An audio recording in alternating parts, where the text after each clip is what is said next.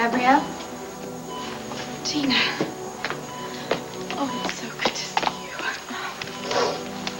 Let's go outside. How's Steve? There's no change. How long is he going to be like that? We don't know. You know, when I pulled up in the parking lot, I saw Max jump into his car and just drive off. I had no idea what had happened. He's gone racing off around looking for whoever did this to Steve. Well, do the police have any new leads? No. That's what's got him so worked up. I'm terrified something is going to happen to him, and with the possibility of Steve never coming out of a coma. Tina, I couldn't bear the thought of losing Max as well.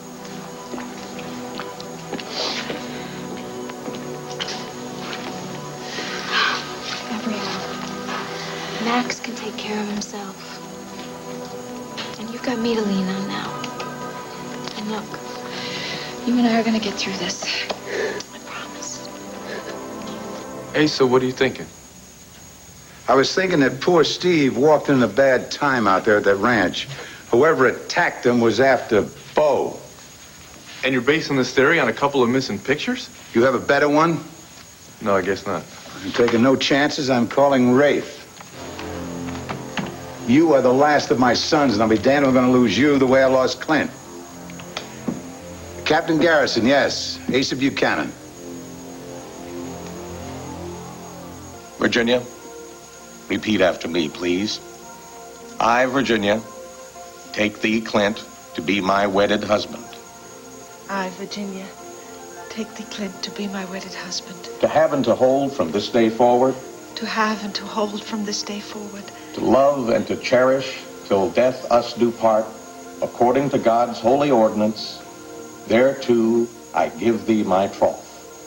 To love and to cherish till death us do part, according to God's holy ordinance. And thereto I give thee my troth. The ring, please.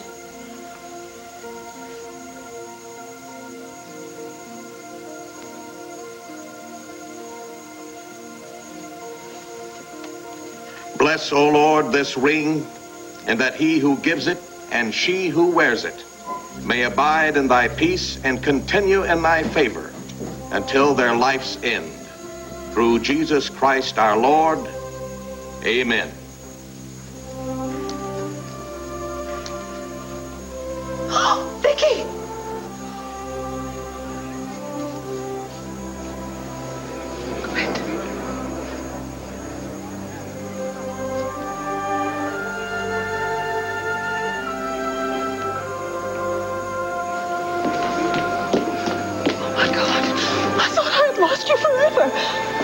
Viki, I can't believe I'm holding you in my arms again. Hold me. Don't ever let me go again. Hold me. I promise. I promise. Honey, I've never stopped loving you. Miss Ginny, are you all right? Mud, get a chair. Get a chair, somebody. Just take it easy.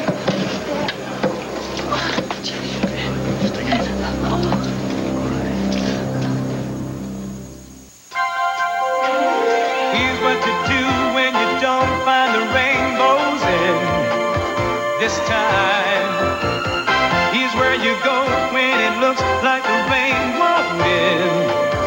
Don't cry. I'll give you tomorrow. Let me be the one to share it with. And each day that follows, 'cause we only have one life to live.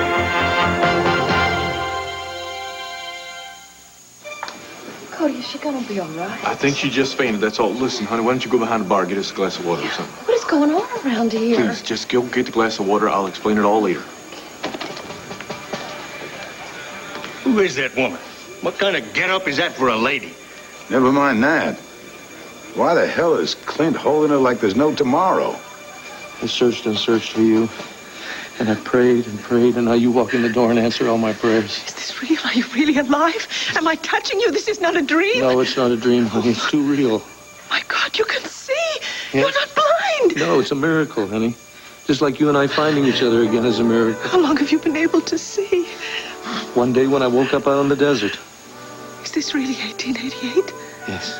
My God, how did you get here? One day I saddled up and left the ranch and rode out on Okie. And he started acting funny, so I pulled up and got off and tried to find out what was wrong with him. I thought maybe he picked up cactus or something. And he reared up and knocked me down and knocked me colder than the wedge. And when I woke up, I could see. I couldn't find Okie, but I started hoofing my way back to the ranch, and I walked into Buchanan City. In fact, I walked into Blaize's saloon right here. I thought I'd gone loco. And then I realized that I had walked into the past. 100 years into the past. I met some people named McGillis, some real nice people. They gave me a place to stay. And I started trying to find my way back. But I couldn't. I couldn't find it. And then I realized that you'd probably just given me up for dead. Oh, God, yes, we had. The sheriff's men found some bones in the desert. Oh, I wish I could have spared you the pain. I tried to be strong. I wanted to be strong. I wanted to have all the courage that you had taught me, but I was so totally paralyzed with grief. I could not conceive of never seeing you again, of never waking up beside you. It's all right, honey. It's all right. I'm alive, and I'm real, and I'm here. Somebody tell me what in tarnation is going on here? Well, look, honey, I tried to tell you, but you just wouldn't believe me now. Oh, I best clear out all these fine folks and tell them to go home. Okay, everyone, listen. I'm awfully sorry, but there isn't going to be a wedding today, so why don't y'all just come on and go home now? Come on. I'm awfully sorry. Thank you very much for coming. There'll be plenty of time for explanations later. Thank you. Thank you all very much for coming.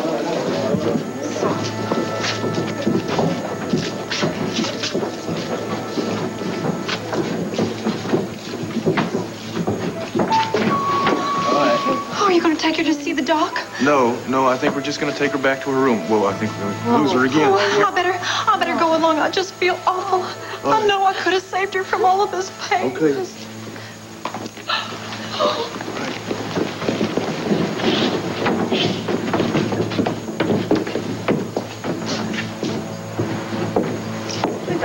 Woman, that's Blaize. That's Melinda's friend Blaize. She was the one who led me to you. I must go and thank her for bringing us together. No, wait a minute, Mrs. B. You're not all that steady on your feet. No, I'm not. Not every day. You travel 100 years. Well, let's sit you here and get you a glass of water. And then you can tell me just how you found your way to Buchanan City. Be right back. Oh, this is all my fault. I knew I should have told Ginny about Viki as soon as I got back. You running to his wife when you were out lost in the desert or what? It's a little more complicated than that, honey. Oh. Maybe you can get us a little washcloth here, some cold water. Clint. No, Ginny, it's me. It's Cody. Oh, Ginny, how you feeling? Where am I? You're in your room. Oh, but I'm not. I mustn't be in my room. Oh, yes, you should, honey. You just had a nasty faint, and you just should rest for a while here. Here, Ginny, this is going to make you feel a little bit better. Just let me know. No, I must know what is happening. My mind is whirling. I cannot think properly. Well, that is just as well, Ginny. Now, you just rest for a bit here. This is my wedding dress.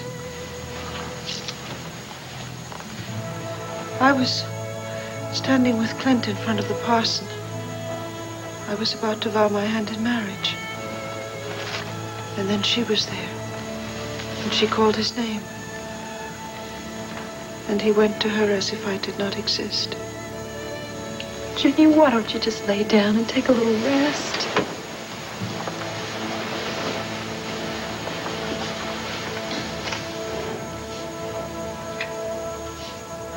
Oh, dear Lord. Clint was right.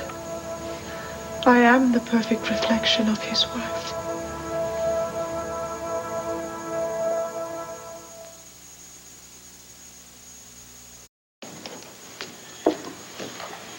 I never thought I would make it through the desert, but the dream of finding you is what kept me going. I cannot believe that I am here with you, that I'm holding you and touching you. It's as if someone's going to wake me from this beautiful dream. Oh, Clint, I love you so. I missed you so. And I missed you.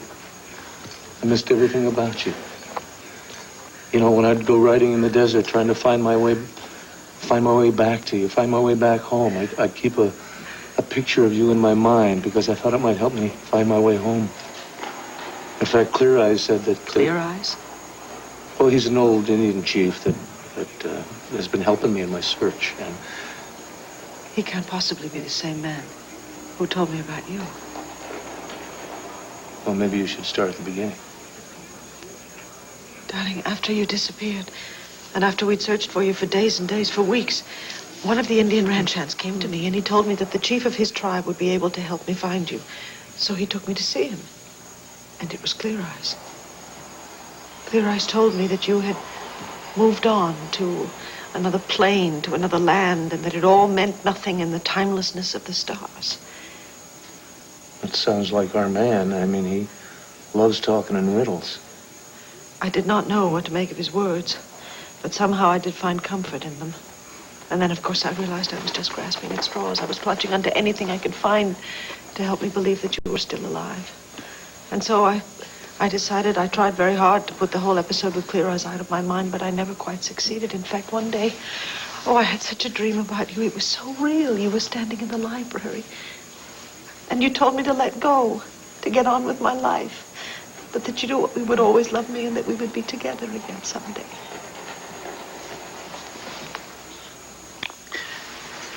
I had a dream about you. I'd been shot with an arrow and I damn near died from it. But you what? I'm okay. I'm all right. It's just a scar. There's nothing to worry about. But in this dream, I felt so close to you. So close to you. Honey, you said that Blaize is the one that was responsible for you finding me? Yes, I met her a few days ago. A few days ago? You've been in town a few days? No, she came to visit me at Llanview. This was another dream. No, it was not a dream. She was in 1988. I opened the door and there she was. She came to tell me that you were alive and well and living in the past. I mean, I was appalled. I was so angry. I couldn't believe anyone would be that cruel. And then Melinda came to take her away. Melinda? Melinda Creamer? Yes. Melinda had met Blaize at a mental institution in Flagstaff, and I don't know what Blaize did to get Melinda to help her, but I just thought the poor woman was crazed. Well, you know, Blaize was lost in the desert, and we thought she died. But a couple days ago, she came walking back into the saloon. Why didn't she tell me she'd seen you? I don't know, darling. Maybe she thought she dreamed it. Maybe she thought she was suffering from sunstroke.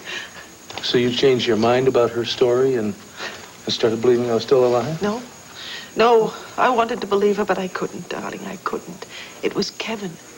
Kevin overheard my conversation with Blaize, and he believed her. And then behind my back, he went to Blaize and he agreed to help her get back to the past. He gave her the key to the ranch, and he told her that you had ridden Okie out to the desert on the day that you disappeared. So she came to Arizona. She went to the ranch. She took Okie out. And then when Kevin finally admitted to me everything that he had done, I came here in search of Blaize. I took the Jeep out into the desert, and that's when I saw Clear Eyes. He was waiting for you? Yes. And he told me that the journey that I was about to undertake would be incredible and frightening, but that I must have faith in our love. And then he told me to stare into the fire, and there was an explosion of white light, and I found myself here 100 years in the past. So you're gonna take him to the future now? Oh, or Buddy. what? Honey, this is Buddy McGillis. I've told him everything that happened to me. Buddy, this is my wife, Viki. I don't know if we're going to be able to find our way back or not, but you do want me to be with my family, don't you? Huh? I suppose. Well, I guess you won't be needing this anymore now, will you? This wedding ring? Why'd you have to come here? Clint was gonna get married to Miss Ginny, and he was gonna stay and be my friend. Now you ruined everything. Buddy. Buddy!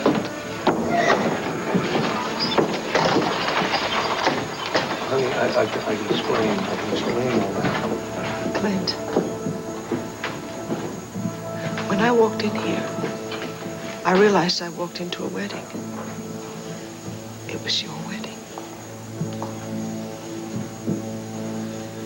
Let's talk about this later. No, I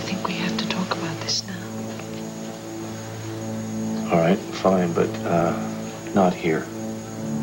Let's go someplace a little more quiet, a little more private. Okay?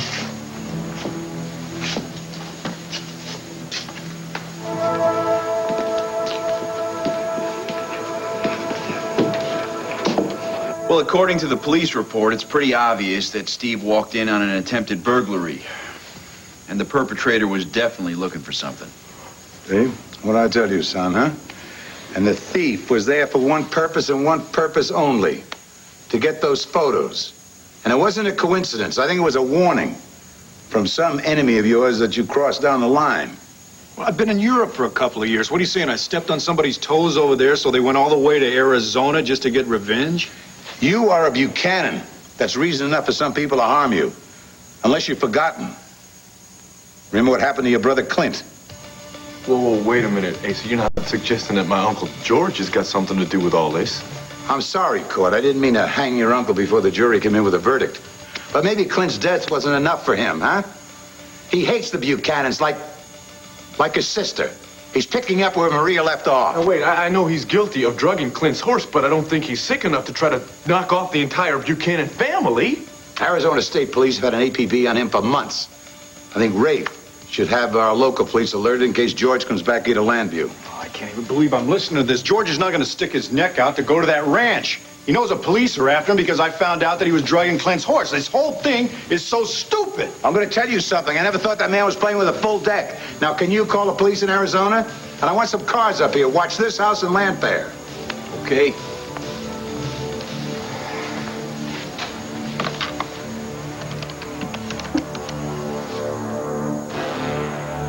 According to the Highway Patrol, heavy traffic along Interstate 9 should ease as soon as the overturned truck is cleared from the southbound lane.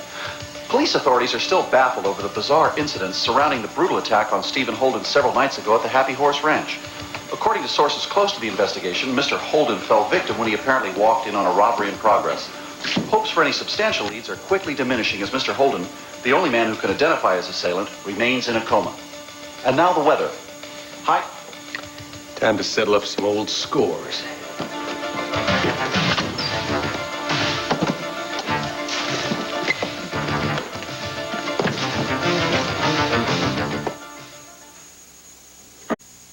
How did his wife get here, and why did she have to come today?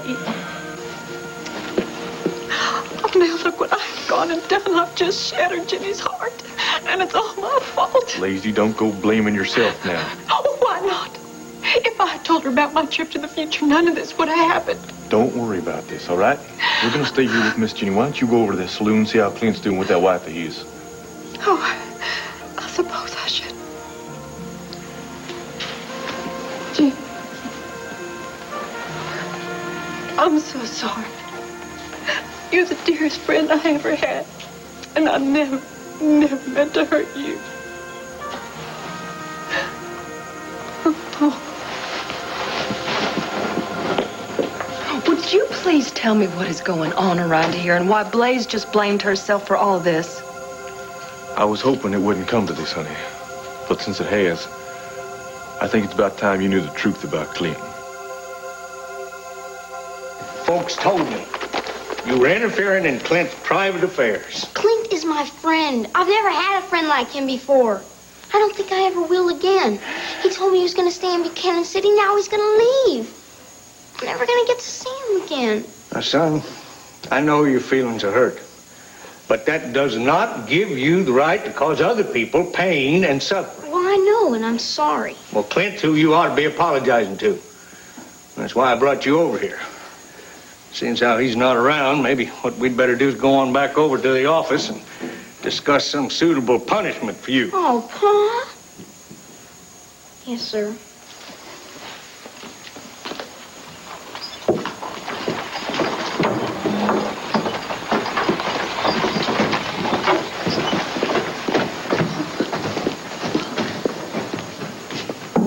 Blaize, is that woman really Clint's wife? Yes. The one you met in 1988? Yes. I thought all those tall stories that Clint was telling about the future were just the rantings of a man out in the desert too long. Then when you told me you were on a 100-year journey, I mean, I really thought your head was touched by the sun a little too much. But it's all true? Yes, Buck. Clint is your great-grandson. You've met your destiny face to face. I mean, it's scary, Blaize. Oh, I'm sorry. I didn't believe you. And I'm just sorry I listened to you about not telling Ginny about what I'd learned in the future. Not that I'm blaming you, Buck. It's just that everything seems to be falling apart around here. And I can't help but think that it's all my fault. Oh, and I just hope and pray that Clint can explain to his wife why she walked in on his and Ginny's wedding.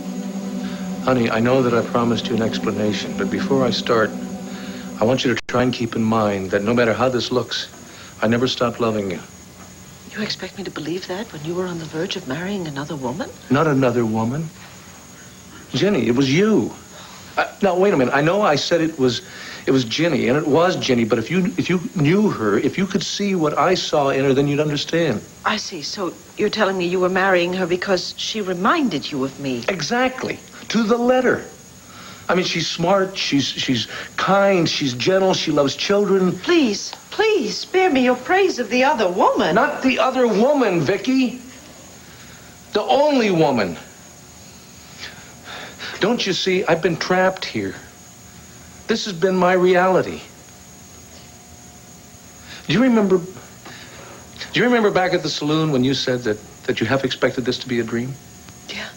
I think I just promoted it to a nightmare. Well, that's exactly how I felt when I walked into this town several months ago.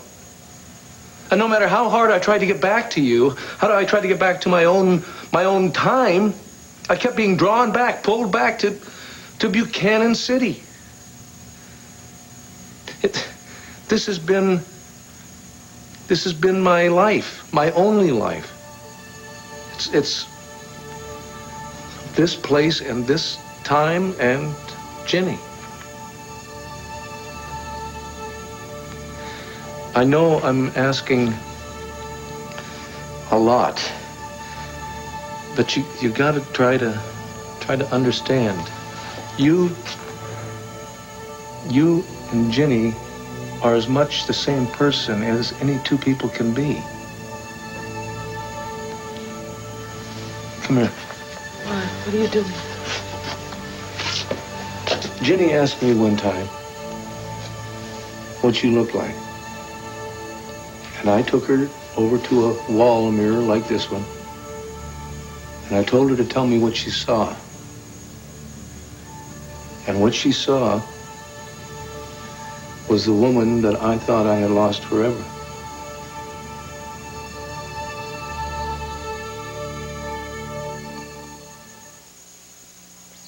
I finally found a cool...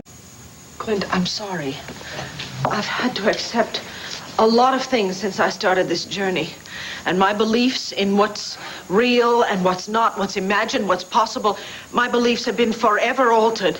But to have my faith and your love for me shattered like this is just more than I can handle right now. Viki, I never stopped loving you.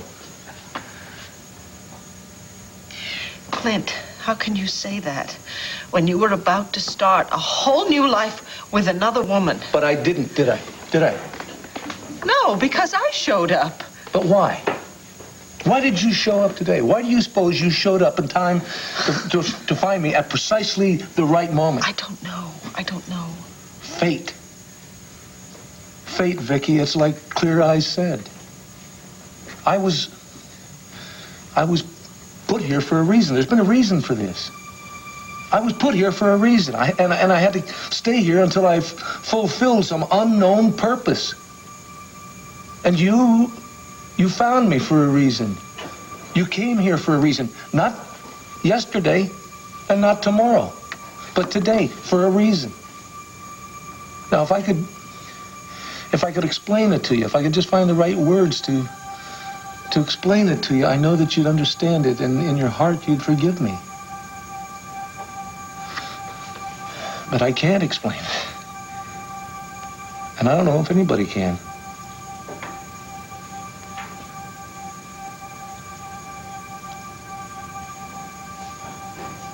That's because no one can explain love. The kind of love that binds two people together forever, no matter how far apart they are.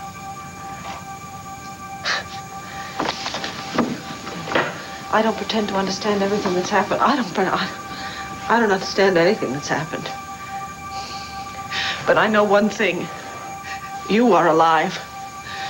And I don't care what century I wind up in as long as I'm with you.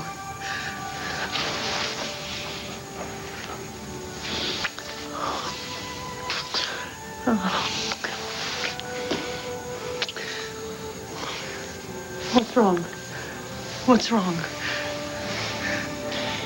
I was just thinking of Ginny. I mean, this has got to rip her apart. I see. I feel very, very sorry for her. Does she have any family at all that can help her through this ordeal? Family? There's something else about Ginny I think I should try and explain to you. So that's it, honey. As unreasonable as it sounds, Clint has somehow traveled through time. And now it looks like his wife has found that same door to the past. Well, I'm gonna need a wet rag for my head. Now, wait a minute. I know how complicated a decision Clint has got to face here. As much as I had to choose between my loyalty to Buck and my love for you, Clint has got to choose between centuries now. Oh, Ginny. I know this is so hard on you. But if it's any comfort at all, I mean, the only thing that we can look to is that what all this happened, and it was in the hands of a power that is way beyond what we can understand. May, I feel so incredibly foolish. I don't believe I shall be able to face anyone for a very long time. Will you come and stay with us out on the farm? I mean, just until you feel like you're ready to get back to your life. Please. That is very kind of you. I think I would rather be alone now. Are you sure? Yes, I'm sure. All right, why don't we leave Miss Jenny be, and we'll head on over to the saloon. Miss Jenny, if you need us for anything, you know where you can find us, all right? And the offer still stands. If you want to come out to the farm, you're more than welcome.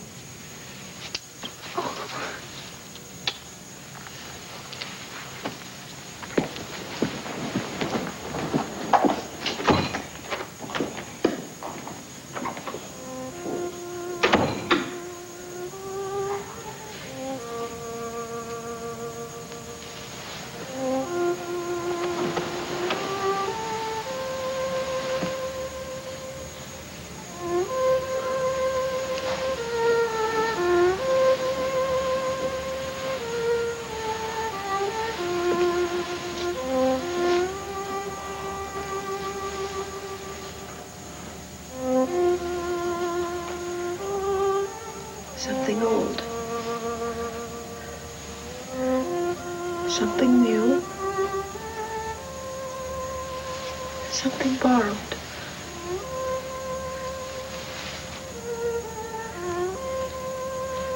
And something new.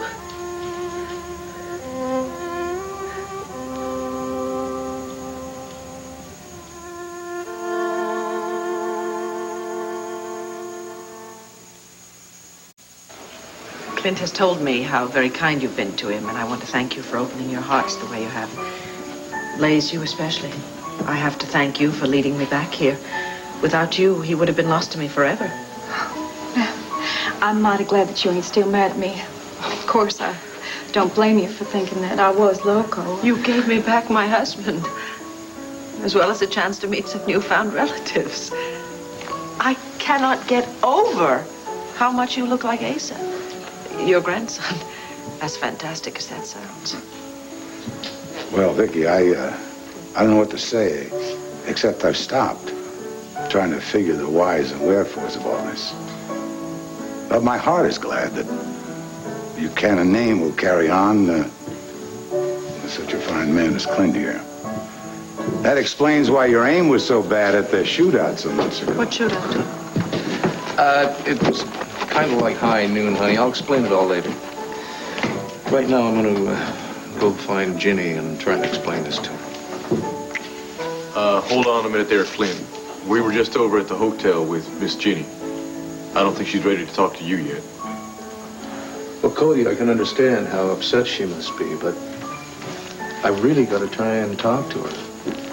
It's like I've been telling you all along. My whole life with Viki depends on it.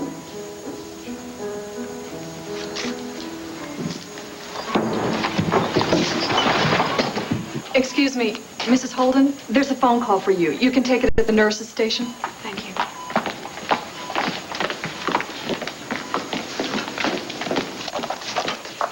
Hello? Hi, Gabrielle. How you doing? This is Cord. How's Steve? He's the same. There's no change. Oh, I'm real sorry to hear that.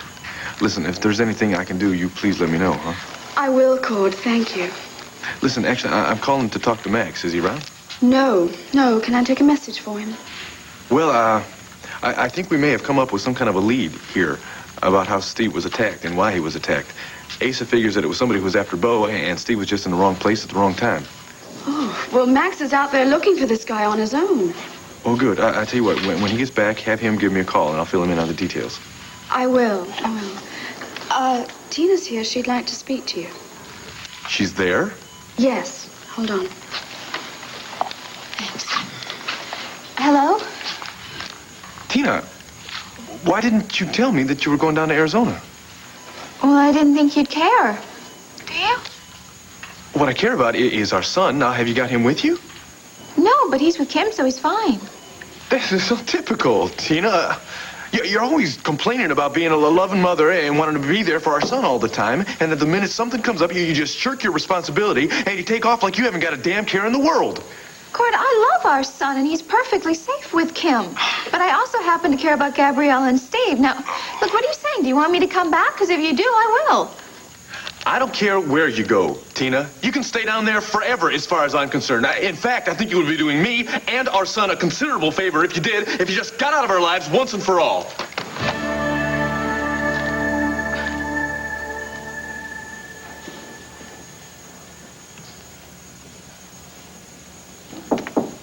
Ginny? Ginny, I need to talk to you.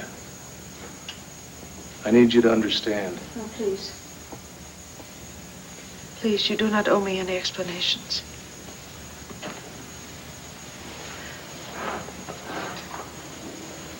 I knew that you were from another time. And another place. I tried to tell myself that it did not matter, but I knew now that I was wrong. In fact, I always knew it. I simply chose to believe otherwise. So you see, the fault lies entirely with me. You're wrong about that. I'm the one to blame here. A while back, you asked me what I'd do if Viki ever came back into my life again, and I avoided facing that because I never thought I'd be able to cross those years again, that I'd ever see her again. Please, do not speak to me of honesty and truthfulness, not when I have been guilty of the basest deceit. You have always been open and honest with me. That is not true. I have kept a terrible secret from you. When I was not well, and Dr. Westsmith examined me, he told me that I was fully capable of bearing children. You can have children? Yes. I should have told you, I know. Why didn't you? Because I thought that you would take it as a sign that we did not belong together. I was so terribly afraid of losing you. I could not bring myself to tell you the truth. Oh, Ginny, I'm so... Please. I'm sorry. Please, I do not deserve your sympathy. Whatever my faults, I have always been a very truthful person. And yet in this case, I allowed my passions to override my commitment to honesty. I was so totally selfish in my desire to enjoy the happiness that I had found with you. And I would not blame you if you never forgave me. Ginny, there's nothing to forgive. And there's nothing to be ashamed of. You know, it isn't selfish to want to marry the person that you're in love with. But I had no right to love you. And I knew that, and still I persisted. Well, if you're going to be parceling out blame here, you know, the fault is mine, too. I mean, I encouraged you to open up and open your heart and share your love. And now it turns out that I end up being the one to hurt you.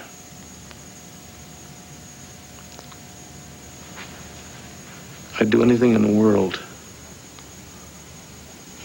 to take that pain out of your eyes and make you smile again. Yes, I do believe that you would. I am very grateful for your encouragement and for the happiness that you have given me. The love that was locked within me blossomed, nurtured by your gentle touch and your tender words. And I will treasure that for always. And I shall look back on this time, and I shall know that I was indeed fortunate to have known and loved a man called Clint Buchanan.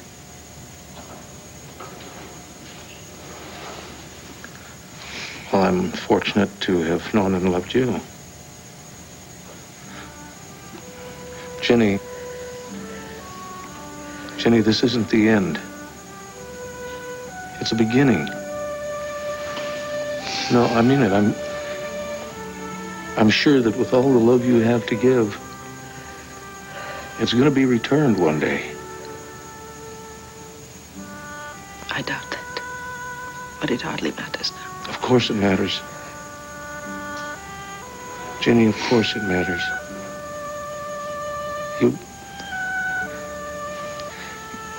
You can't just let things turn you back and close you up again.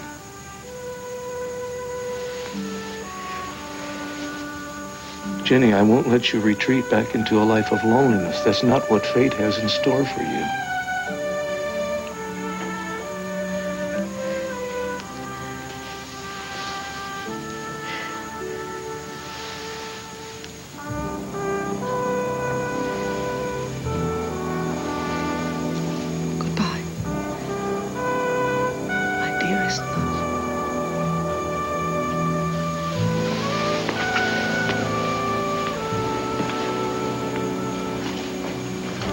Ginny.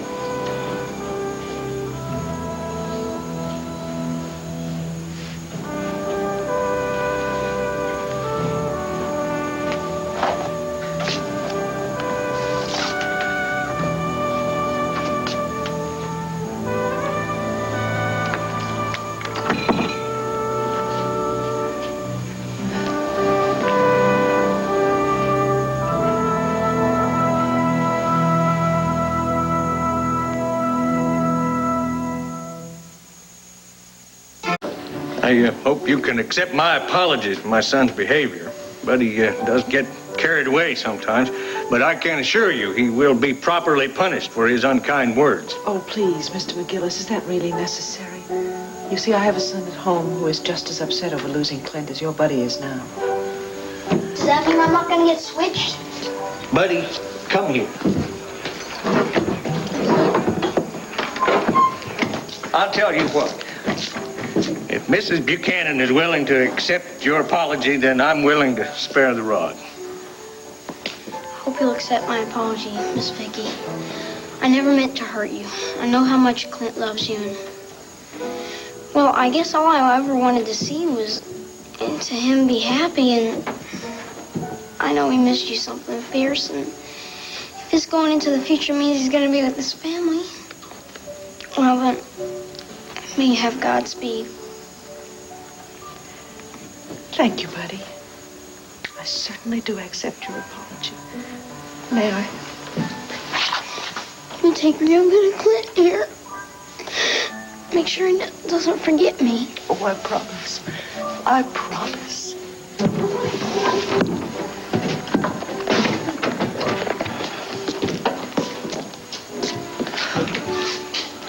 Ginny's taking it pretty hard. Clint, I know that you never meant to hurt her. And with a little bit of time, Ginny's gonna come around. I don't know about that. She seemed to be closing her heart up right in front of my eyes. Dad, I'm sorry, lady. But Clint has done such good things for this town, I thought it might turn around and repay him in kind. Does this mean that we are losing the chance for Ginny to be reunited with Randolph Lord? And assuring the future of our family? But Miss Ginny can't have kids. Yes, buddy, she can. I got an idea. I got a plan, but I'm going to need all your help on this one. Come here. All right. Now, this is what we're going to do. Buchanan residence. Just the man I wanted to talk to. Who is this? You're a funny man. Next to be telling me you weren't expecting my call. What do you want? Well, I figured you must have gotten my message by now. You are the one who took the photos. I'll be in Llanview tomorrow, Bo. And if I were you, I'd be prepared to take part in a very lively discussion, partner. No, wait a minute. You can't do that. The police are onto you. George! George!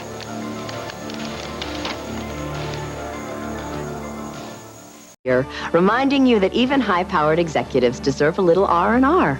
Pamper yourself and watch Who's the Boss tonight.